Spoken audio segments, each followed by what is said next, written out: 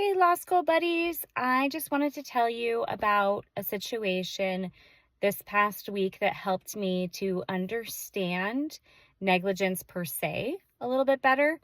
So I had just dropped my kids off at school and I was in a turn lane to turn left and witnessed a car accident. It was really harsh.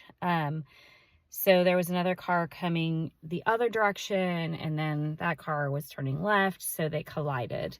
I called 911 because it looked like, like one of the drivers couldn't get out and just looked pretty harsh. So I called 911 and the operator, I said, yeah, you probably already heard about this accident. And she said, yes, we have.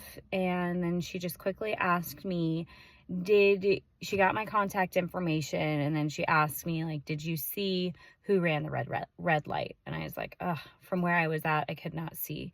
And she said, okay, thank you, and then hung up. She was super efficient. I was really impressed with how efficient she was.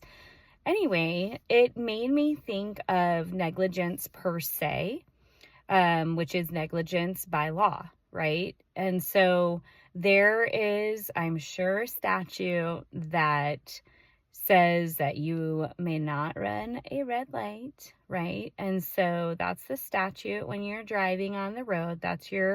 And so then you would look at the 4 requirements for that statute to apply to negligence. So if one of the drivers wanted to bring a negligence claim against the other one, and it would be based on the statute. So it would have to meet those requirements, those 4 requirements, right? So it would have to have a clear standard of care within the statute. It would have to apply to the issue, and it would have to protect the class of people, the group of people in which the statute was meant to protect, and it would have to protect against the injury in which the plaintiff was injured.